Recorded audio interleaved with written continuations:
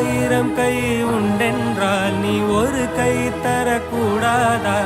ஈராயிரம் கண் கொண்டாய் உன் ஒரு கண்யனை பாராதா?